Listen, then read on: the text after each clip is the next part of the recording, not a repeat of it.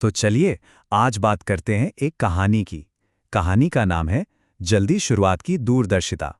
और ये कहानी हम में से कई लोगों की है, एक बहुत ही जानी पहचानी सी मुश्किल के बारे में। कभी ऐसा हुआ है कि किसी काम की डेडलाइन बिल्कुल सिर पर आ गई हो और घबराहट होने लगे। वो जो बेचैनी होती है ना, जब समय भाग रहा हो और काम का पहाड़ जैसा का तैसा खड़ा हो। बस आज की कहानी इसी एहसास और उसके दो बिल्कुल अलग अंजामों के बारे में है। तो कहानी के दो मेन किरदार हैं, रोहन और पूजा। अब दोनों एक ही क्लास में हैं, एक ही प्रोजेक्ट पर काम कर रहे हैं, पर कहानी की शुरुआत में ही दोनों की हालत में जमीन आसमान का फर्क है। एक तरफ है रोहन, बेचैन, जिसका काम अभी अधूरा है, और दूसरी तरफ है पूजा, एकदम शांत, क्योंकि उसका काम पूरा हो चुका है। तो कहानी शुरू होती है एक क्लासरूम से। माहौल में एक अजीब सा तनाव है, होमवर्क जमा करने का प्रेशर, जिसे आप हवा में भी महसूस कर सकते हैं।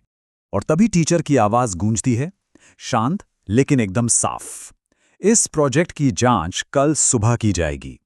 बस ये सुनते ही पूरे कमरे में एक सन्नाटा सा पसर जाता है। और ये सन्नाटा खासकर रोहन जैसे स्टूडेंट्स के लिए बहुत भारी था, क्योंकि अब तैयारी के लिए उनके पास बस कुछ ही घंटे बचे थे। अब यहां से कहानी दो अलग अलग रास्तों पर निकल पड़ती है। मंजिल एक ही थी, कल सुबह की डेडलाइन। लेकिन उस मंजिल तक पहुंचने के लिए रोहन और पूजा ने जो रास्ते चुने, वो एक दूसरे से बिल्कुल जुदा थे।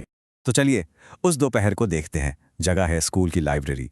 यहीं पर हमें पहली बार अंदाजा होता है कि दोनों के काम करने का तरीका कितना अलग है। जरा इस फर्क को देखिए। एक तरफ रोहन है जो जल्दी जल्दी पन्ने पलट रहा है, डायग्राम्स देखकर और उलझ रहा है, और उसकी हरकतों में एक बेचैनी साफ दिख रही है। वो बस काम को खत्म करना चाहता है। दूसरी तरफ पूजा है जो शांति से अपने बनाए हुए डायग्राम्स को देख रही है, अपने पॉइंट्स को दोबारा पढ़ रही है, मतलब वो अपने काम को और बेहतर बना रही है। ये फर्क है जल्दबाजी और तैयारी का। अच्छा, अब लाइब्रेरी से निकलकर कहानी दोनों के घरों तक पहुंचती है। शाम ढल चुकी है, रात हो रही है, और जैसे जैसे रात गहरा रही है, दोनों की तैयारी का फर्क और भी साफ होता जा रहा है।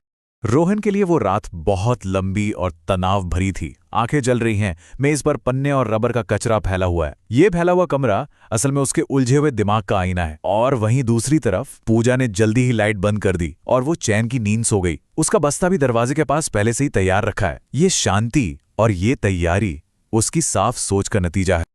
और फिर वो सुबह आ ही गई, सच्चाई का पल, जब एक तरफ की मेहनत और दूसरी तरफ की टालमटोल, दोनों का नतीजा सामने आने वाला था। प्रोजेक्ट जमा करते समय का नजारा देखिए। रोहन घबराया हुआ, कांपते हाथों से अपना काम आगे बढ़ाता है, जिसमें जल्दबाजी और गलतियां साफ नजर आ रही हैं।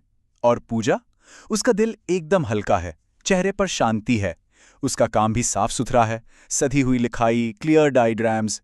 ये जो फर्क है ना, ये सिर्फ काम में नहीं, उनके आत्मविश्वास में भी दिख रहा है। और फिर टीचर के शब्द इस बात पर मुहर लगा देते हैं। वो पूजा से कहते हैं, बहुत बढ़िया काम पूजा, तुमने अच्छी योजना बनाई। ध्यान दीजिए, तारीफ सिर्फ काम की नहीं हुई, बल्कि उसके पीछे की प्लानिंग की हुई। इससे एक बात तो साफ है, सिर्फ मेहनत करना काफी नहीं है, सही समय पर सही तरीके से मेहनत करना ज्यादा जरूरी है। तो अब सवाल ये उठता है कि पूजा की इस सफलता और इस शांति का राज क्या था? आखिर वो इतनी शांत कैसे थी? और यही सवाल रोहन पूजा से पूछता है, तुम इतनी शांत कैसे थी? सच पूछो तो ये सवाल सिर्फ रोहन का नहीं है, ये हम सबका सवाल है। हम सब ने कभी न कभी ये सोचा ही होगा कि आखिरी मिनट की भागदौड़ में कुछ लोग इतने आराम से कैसे रह पाते हैं। और पूजा का जवाब कहानी का सबसे अहम हिस्सा है।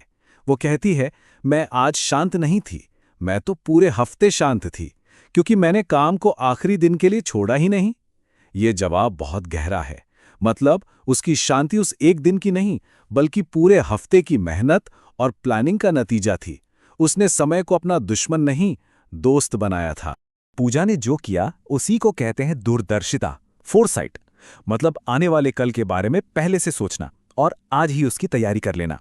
ये भविष्य के तनाव को आज की शांति में बदलने की कला है। आप इसे एक इन्वेस्टमेंट की तरह समझ सकते हैं। आज थोड़ा थोड़ा समय लगाओ ताकि भविष्य में सुकून मिल सके। पूजा का वो एक जवाब रोहन के लिए सिर्फ एक जवाब नहीं था, बल्कि एक नई शुरुआत थी। ये कहानी का वो हिस्सा है जहां रोहन घबराहट से निकलकर योजना की ओर बढ़ता है। धीरे धीरे ही सही, पर रोहन ने अपनी आदत बदलनी शुरू कर दी। और जानते हैं क्या हुआ? स्कूल का बोझ हल्का लगने लगा। पढ़ाई लिखाई अब उसे एक ऐसी रेस नहीं लगती थी जिसमें वो हमेशा पीछे रह जाता है, बल्कि ये एक ऐसा सफर बन गया जिसे वो कंट्रोल कर सकता था। तो रोहन ने कौन सा फॉर्मूला अपनाया? बहुत ही सिंपल है। पहला, होमवर्क उसी दिन शुरू करो जिस दिन मिले। दूसरा, हर शाम थोड़ा थोड़ा काम करो। इससे क्या होगा? तनाव दूर रहेगा और कॉन्फिडेंस पास आएगा। ये एक बहुत पावरफुल आदत है, किसी भी बड़े काम को छोटे छोटे मैनेजेबल हिस्सों में तोड़कर आसान बनाने की। और अब ये कहानी हमें एक सवाल के साथ छोड़ जाती है। जरा सोचिए, हम सब की जिंदगी में ऐसी कौन सी डेडलाइन है, ऐसा कौन सा काम है जिसे थोड़ी सी दूरदर्शिता दिखाकर एक तनाव भरी दौड़ की जगह एक शांत और सुकून भरे सफर में बदला जा सकता है।